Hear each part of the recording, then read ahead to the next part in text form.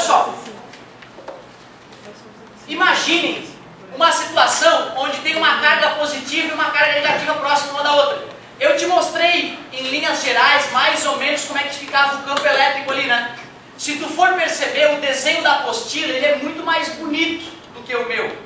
Sabe que é porque, né, eu estou fazendo à mão aqui, mais ou menos o formato do campo elétrico em volta de duas cargas. O desenho da apostila é computadorizado, né, feito com programas especiais, o desenho fica muito mais bonito. Mas tem uma informação que é fácil de conceber, que eu preciso te falar pela primeira vez agora. Eu vou repetir depois, mas é importante sempre o primeiro contato. Aqui tem campo elétrico, não tem? Tem. Ali também tem, não tem? Tem. E aqui também.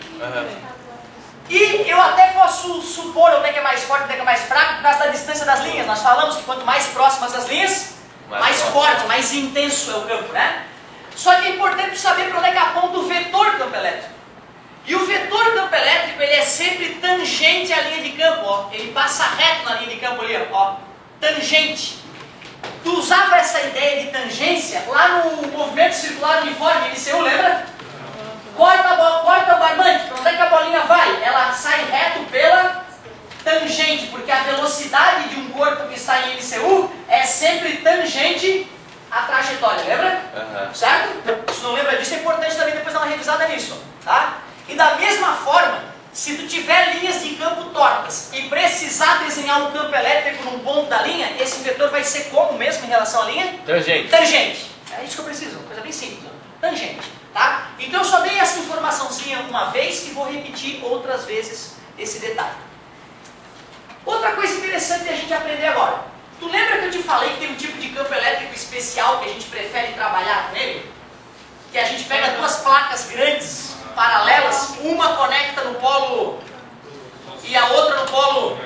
A conectada ao polo positivo, obviamente, fica positivamente carregada, a conectada ao polo negativo fica negativamente carregada, e as linhas de campo, pelo que nós vimos, saem da placa positiva e migram para a placa, claro, né, porque elas são a trajetória de uma partícula.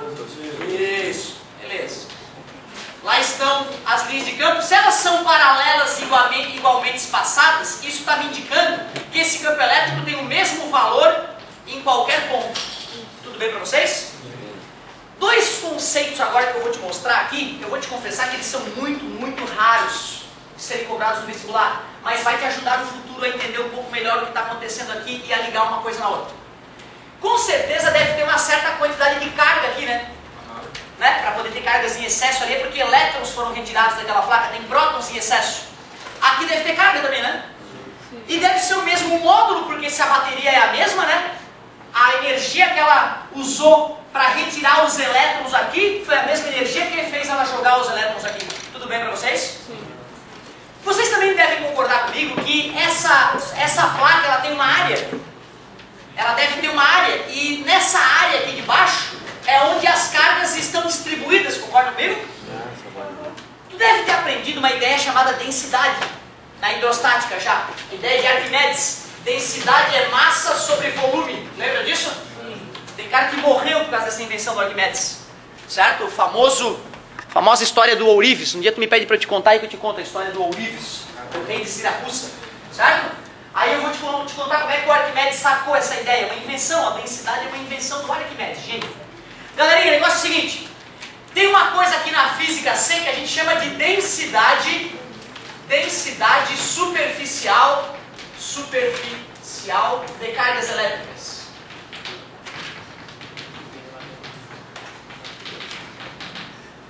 Galera, se eu chamo de densidade superficial, será que eu vou dividir pelo volume?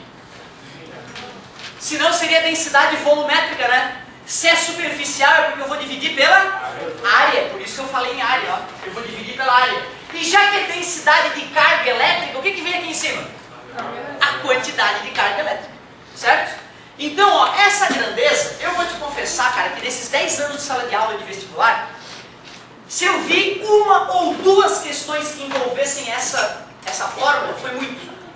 Mas vai que, né? Vai que bem no teu vestibular aparece, aí eu não falei, velho. Esse símbolo aí que tu fez é o sigma, né? Parabéns, garoto. Essa letra é uma letra grega chamada sigma, certo? E ela significa o que pra gente a partir de hoje? Densidade superficial de carga elétrica. carga elétrica em Coulomb e área metro quadrado. Então a densidade superficial de carga elétrica é Coulomb por... Mas não era aí que eu queria chegar. Fala. Porque a gente usou apenas a superfície, apenas a área, certo? E a volumétrica não faz sentido também, porque não no ensino médio, porque as cargas se distribuem sempre externamente na superfície, na casinha, lembra? Certo? Ô galera, ó, eu tô falando isso aqui na verdade só para te explicar a primeira definição de campo elétrico do tipo uniforme, como o amigo me falou. É isso mesmo. Ó, campo elétrico uniforme tem uma maneira de calcular o valor dele que é bem diferente da maneira de calcular o valor que eu te mostrei até agora. É assim, ó. Eu pego a densidade superficial de carga elétrica. Tudo bem para vocês? A densidade superficial de carga elétrica. Qual, professor? A das placas. Né? Pega a carga que está na placa e divide pela área. Pega essa densidade superficial de carga elétrica e divide por uma característica do meio. Essa característica do meio é chamada de permissividade elétrica, chamada de E0. E0.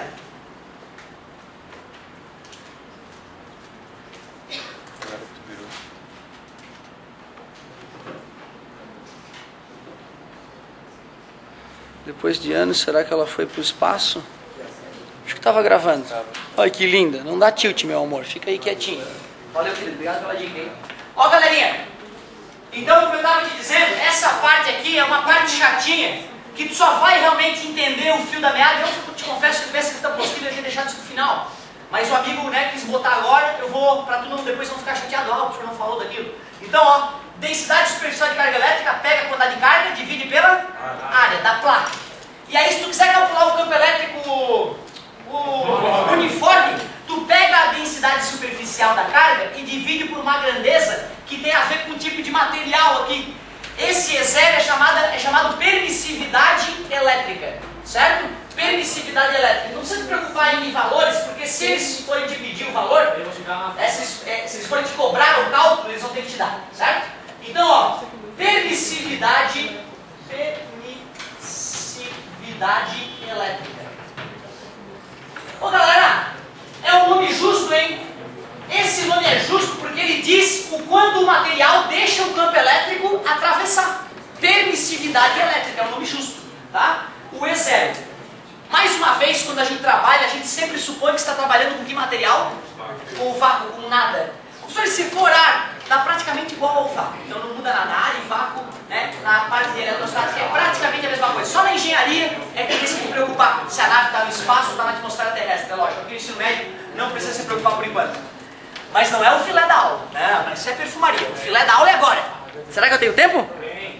Há muito tempo, é a glória.